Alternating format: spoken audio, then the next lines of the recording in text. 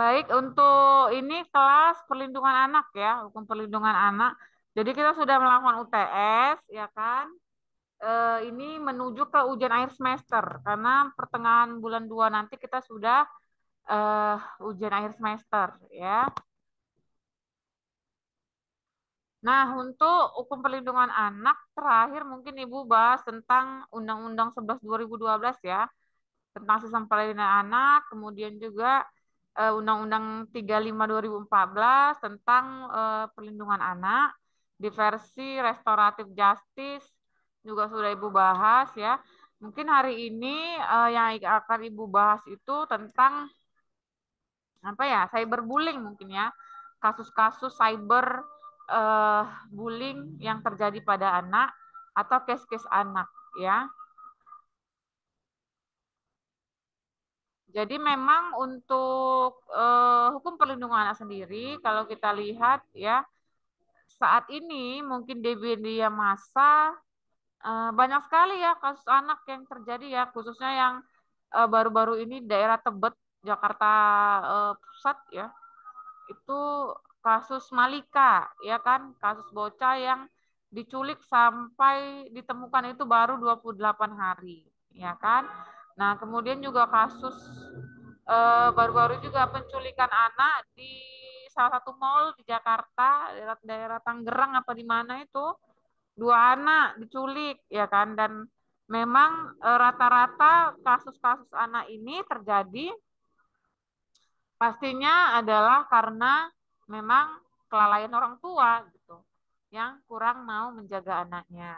Nah, di dalam kasus-kasus anak macam-macam ya. Salah satunya itu adalah kasus penculikan, kemudian ada juga kasus cyberbullying. Ya. Bagaimana kasus cyber? Jadi Bu, fokusnya ke cyberbullying dulu nih. Bagaimana kasus cyber yang terjadi pada anak-anak? Ya, jadi cyberbullying ini terjadi kebanyakan itu pada anak-anak mulai dari anak-anak SD, SMP ya, kemudian sampai pada anak-anak yang meningkat pada remaja. Nah, kasus cyberbullying yang banyak terjadi itu berujung pada yang namanya kekerasan ya. Yang pernah juga Ibu dengar waktu itu berita di daerah Jawa Tengah ya kalau tidak salah, ada salah seorang anak yang dia itu sampai mati ya, sampai anak itu meninggal karena dia itu awalnya dia menjadi korban bullying ya, walaupun dia ini nggak cyber ya, cyber itu kan dia masih dunia maya, korban bullying bullying di SD ya, dari kelas 1 atau kelas 2 SD dia udah dibullying sampai dengan dia memasuki usia kelas-kelas 4 atau kelas berapa ya, 4 SD atau 5 SD, dia ternyata masih dibullying dan akhirnya dilakukan pengkeroyokan oleh teman-temannya sampai dia itu meninggal anak tersebut ya. Jadi memang kasus bullying pada anak-anak ini kerap terjadi gitu. Kenapa? Karena anak-anak ini belum memiliki akal ya, belum memiliki akal yang lebih daripada orang dewasa.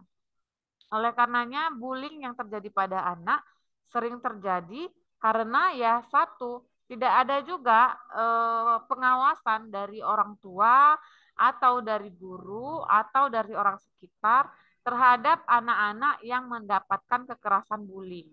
Dan juga untuk saat ini karena kita sudah masuk pada dunia digital, banyak juga terjadi case-case cyberbullying ya, yang berujung pada kematian juga. Kalau kita lihat salah satu anak ya, atau dia itu artis Korea juga yang sampai bunuh diri karena terjadi cyberbullying.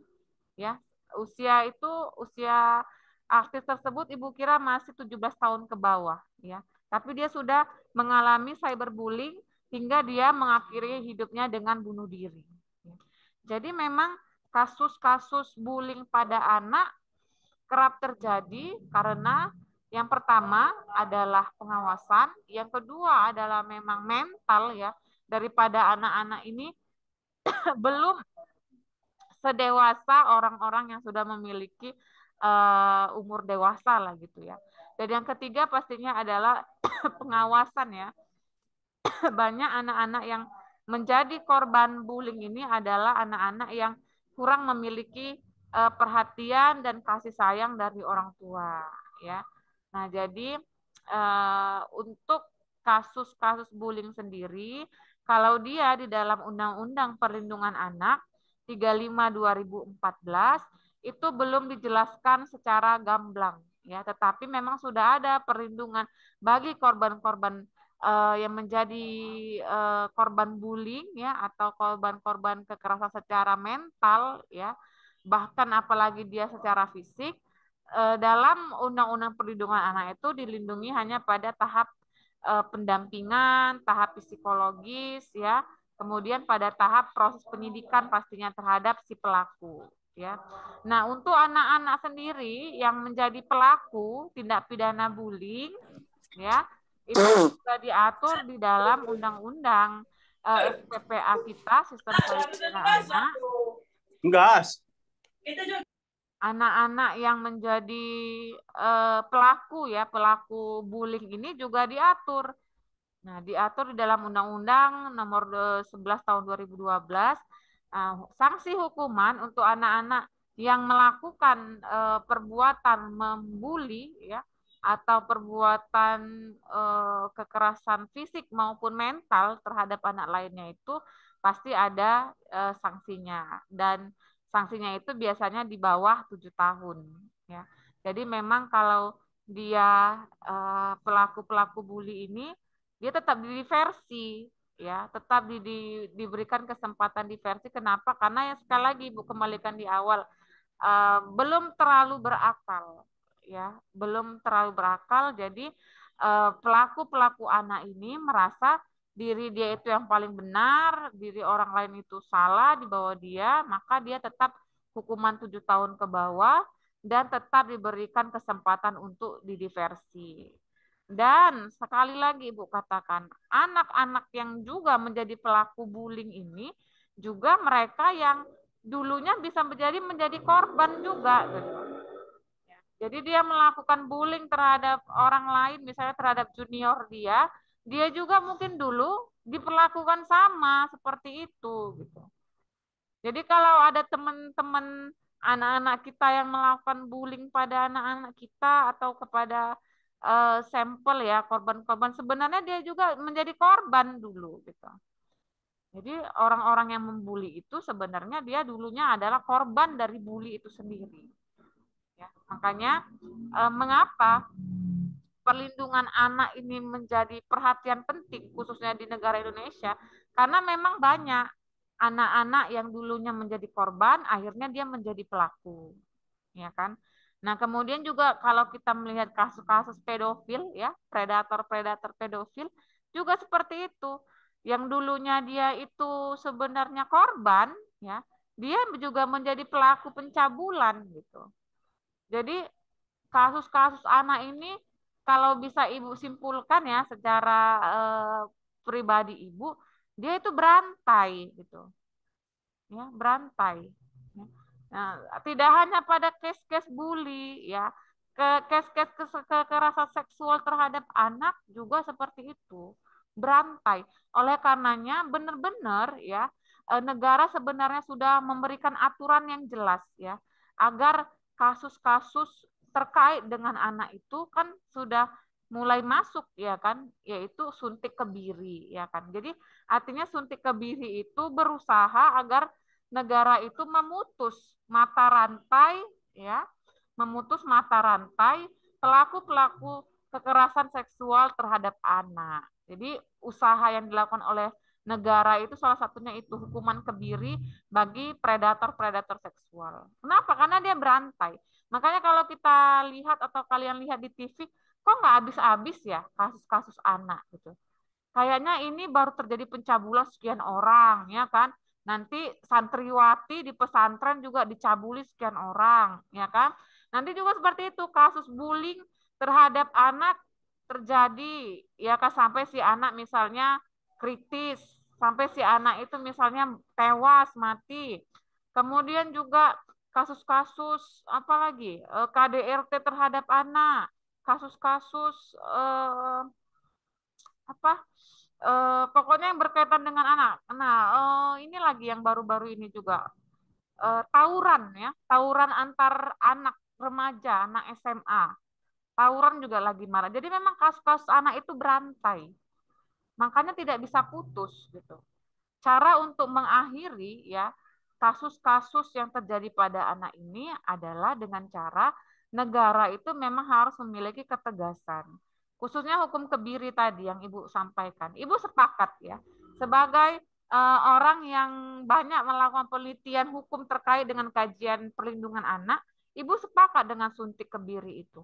Ya, kenapa? Karena memang suntik kebiri itu memberikan efek bagi pelaku-pelaku predator yang mungkin ya si predator ini juga dulu korban korban juga gitu. Jadi sebenarnya orang yang melakukan pencabulan terhadap anak-anak dulu dia juga dicabuli gitu. Jadi dia juga sebenarnya dulu korban. Nah, dengan memutus dia disuntik kebiri ya, artinya dia berhenti ya, atas secara seksual dia tidak akan mau lagi, tidak bisa lagi, walaupun dia suka sama si anak dia udah nggak bisa lagi. Itu memutus gitu. Walaupun memang suntik kebiri itu ditentang oleh para aktivis HAM ya, hak asasi manusia. Tetapi buat ibu sendiri yang memang banyak melakukan kajian-kajian penelitian terkait dengan perlindungan anak, ibu setuju dengan suntik kebiri, gitu ya. Jadi memang mau tidak mau ya negara kita ini sebenarnya darurat kejahatan seksual terhadap anak ya. Negara kita ini juga lagi darurat ya, lagi darurat tentang kekerasan-kekerasan bullying kah, kekerasan KDR terhadap anak kah, lagi darurat sebenarnya. Makanya kalau kalian lihat media massa itu pasti beritanya case anak santriwati yang dicabuli, ya kan? Kemudian anak-anak yang tawuran, kemudian juga terkait dengan penculikan-penculikan anak. Memang kita lagi darurat itu, gitu. Ya kan? Ditambah lagi juga sekarang internet ya, gadget yang dengan gampang anak itu bisa akses. Rata-rata orang tua bahkan mungkin ibu sendiri ya, itu kadang gampang aja ngasih HP sama anak, lihat YouTube mereka, lihat TikTok mereka ya kan. Dengan tidak langsung sebenarnya itu memberi efek kepada mereka, efeknya itu pasti negatif gitu. Ya kan? Apalagi juga apa game-game online itu juga. Jadi banyak faktor yang memang merusak anak-anak kita saat ini ya. Gak hanya saat ini, zaman dulu aja juga anak-anak udah banyak yang anak durhaka ya kan. Apalagi yang sekarang gitu ya kan. Bukan lagi anak durhaka, mungkin ya nggak ngerti lah, ibu pun sendiri kadang bertanya kepada diri sendiri, bagaimana lah saya nanti mendidik anak-anak saya, bagaimana masa depan anak-anak saya. Ibu aja sendiri takut gitu loh, gimana anak saya ini ya gitu. Dengan perkembangan teknologi ya kan, dengan perkembangan zaman yang sangat pesat. Karena anak zaman sekarang itu tidak bisa kita didik dengan anak zaman kita dulu gitu. Jadi beda ya kan, didikan di era kita dengan didikan di era sekarang itu nggak bisa sama. Kita nggak bisa mendidik anak kita seperti dulu orang tua kita mendidik kita. Kenapa? Karena udah beda zaman gitu. Ya kan? Apalagi kasus-kasus anak juga semakin banyak. Jadi ibu sendiri juga kadang bingung bagaimana cara saya itu bisa mendidik anak saya dengan lurus-lurus saja gitu. Ya kan? Apalagi ya bahaya narkotika lagi, ya kan? Yang harus kita lihat. Belum lagi bullying-bullying di sekolah kah? Ya di tempat dia bermain kah? Belum lagi gadget. Makanya benar-benar kajian tentang perlindungan anak dan juga perlindungan perempuan benar-benar sebenarnya menjadi prioritas. Karena apa? Karena memang anak-anak inilah pemimpin masa depan, ya kan? Mau nggak mau, mereka yang akan menjadi penerus ya, penerus kita. Makanya kalau udah mereka hancur dari masa kecilnya, ya kan? Udah hancur dari masa remajanya, mau jadi apalah negara kita ini coba? Ya, kita yang tua-tua ini pasti semuanya bakal mati, ya kan? Yang meneruskannya itu siapa? Ya anak-anak kita gitu. Nah, jadi dengan banyaknya tantangan-tantangan zaman saat ini, banyaknya kasus-kasus anak zaman ini, ibu juga kadang bingung apa yang harus kita lakukan. Ya, kembali lagi lah pastinya adalah dengan memperkuat agama, ya kan? agama harus diperkuat kepada anak-anak kita. Itu salah satu fondasi. Yang kedua apa? Yang kedua adalah pembatasan ya, pembatasan atau bukan membatasi ya, melihat lingkungan-lingkungan mereka, melihat lingkungan sekolahnya, lingkungan bermainnya ya, lingkungan mereka berinteraksi. Ya, jadi itu memang harus kita lihat ya kan. Jadi Ibu ini kayak parenting ya. Lebih kajiannya ke parenting. Kenapa? Karena memang case-case anak itu berawal dari ya keapatisan orang tua, ya keapatisan kita yang nggak peduli sama kondisi anak-anak di sekitar kita gitu. Ya. Oke, karena mungkin udah agak lama juga Ibu berbicara, mungkin Ibu buka sesi tanya jawab, silakan. Ada yang mau bertanya tentang kasus-kasus anak mungkin, silakan. Ada Pak Mikael mungkin mau bertanya tentang atau mau kasih-kasih tanggapan.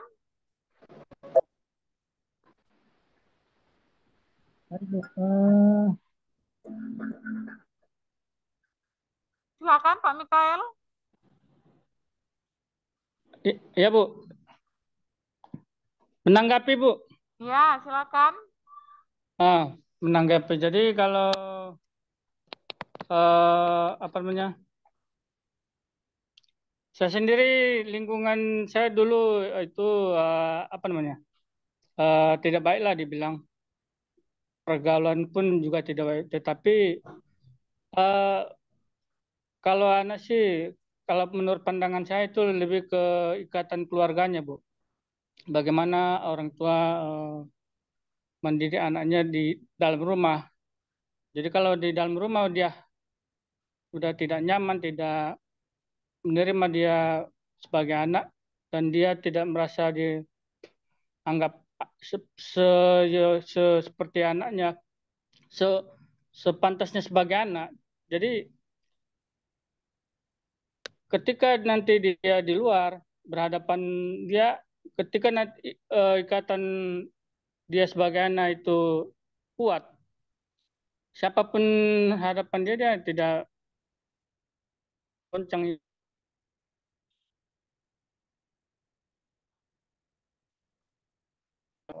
pencuri.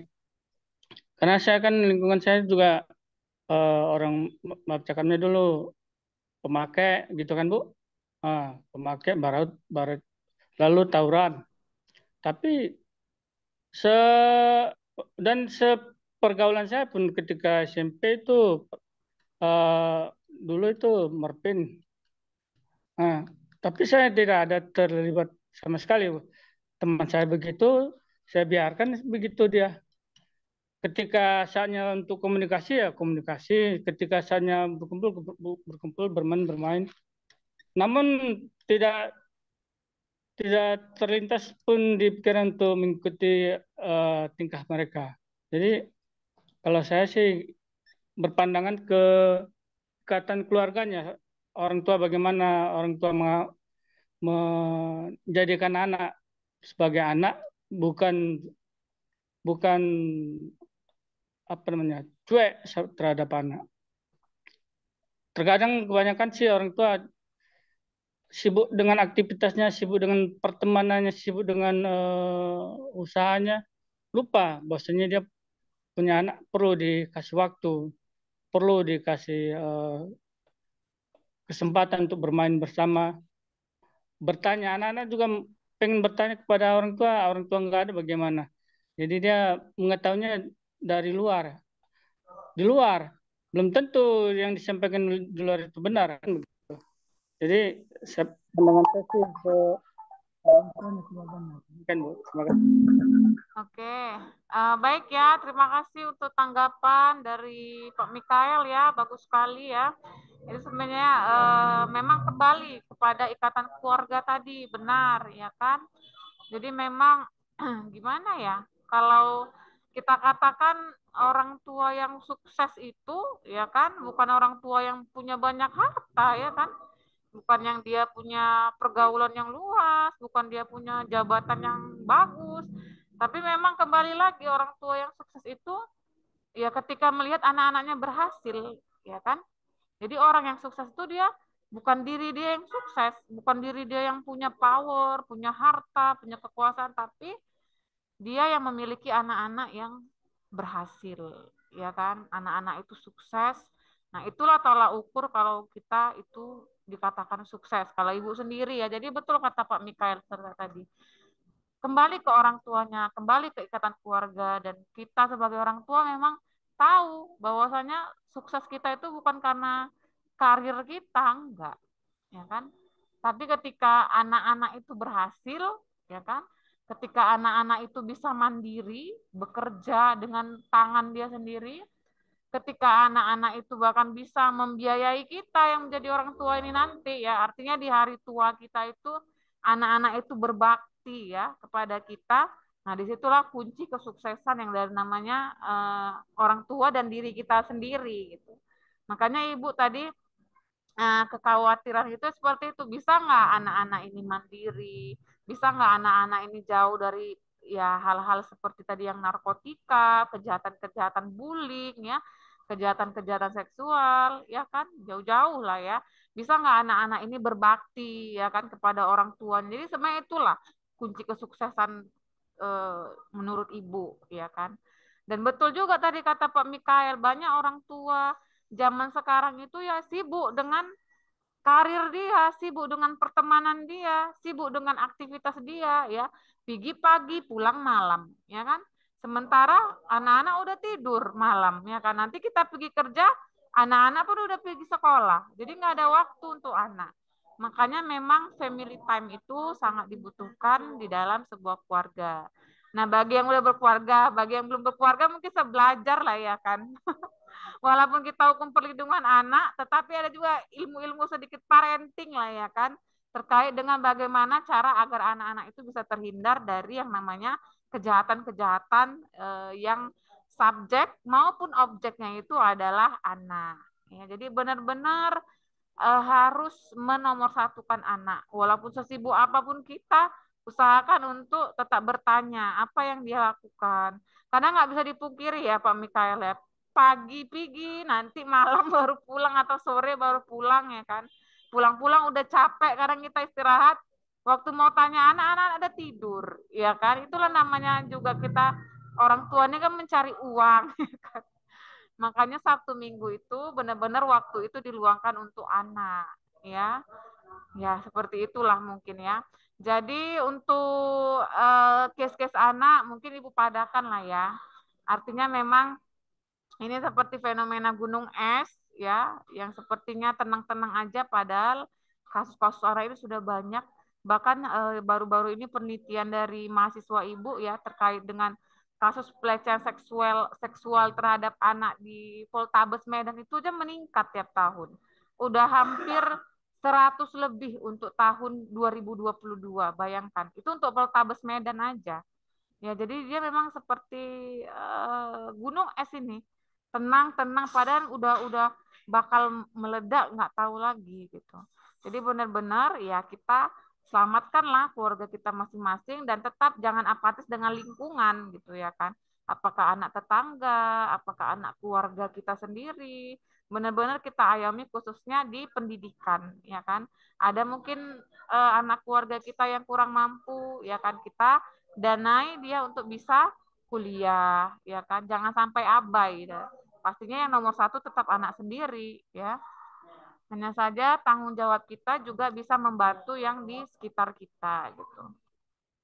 Kenapa? Karena memang kasus anak ini meningkat ya setiap tahunnya. Di mana permasalahannya? Pastilah di ketidakpedulian kita, ketidakpedulian orang tuanya ya kan, dan mungkin pada kondisi anak itu sendiri. Oke, mungkin Ibu akhirin dulu lah ya perkuliahan kita karena ini cuma satu kali pertemuan saja.